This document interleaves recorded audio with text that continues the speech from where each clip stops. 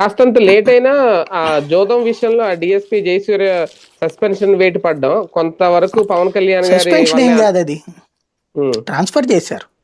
అంతేనా? అది చాలా తప్పు నన్ను అడిగితే. ఎవడో చెప్పాడు ఈయనకి మీ పేరు వాడుకుంటున్నారని చెప్పారట, ఆయన కాపు సామాజిక వర్గమే అవును. కాబట్టి వెంటనే ఎస్పీకి చెప్పి నా పేరు ఎందుకు వాడుకుంటారు అన్నాడు. ఆయన అసలు ఈయన పేరు వాడుకోలేదు. జయసూర్య సిన్సియర్ ఆఫీసర్ నాకు తెలిసి.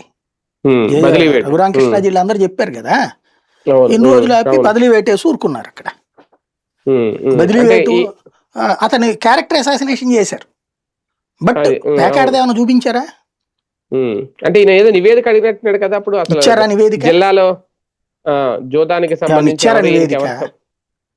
ఇవ్వలేదు. 30,000 మంది అమ్మాయిల నివేదిక లేదు, సుగాలి ప్రీతి నివేదిక లేదు, ఈ నివేదిక లేదు. ఎన్ని నివేదికలు ఏముండవు.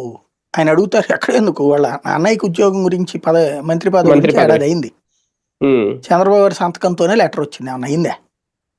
ఆయన స్వయంగా మాట్లాడాడు ఎంవి రత్నం ఆయన ఎవరితో పదవి గురించి, ఏమన్నా జరిగిందా? అంటే మొన్న కూటమితో గొడవలు అవుతాయి, సిద్ధంగా ఉండండి, దేనికైనా రెడీగా ఉండండి అన్న తర్వాత ఇప్పుడు జయసూర్య మీద వేటు పడ్డం అంటే కొంత ఏమన్నా పవన్ కళ్యాణ్ గారిని బుజ్జగించే ప్రయత్నం కూడా చేస్తుందా ప్రభుత్వం? అంత సీన్ ఏం లేదండి. వాళ్ళు ఏమీ దానికోసం చేస్తున్నారని కూడా నేను అనుకోను. అప్పుడప్పుడు ఏదో చర్య నడుస్తూ ఉంటది. ప్రత్యేకించి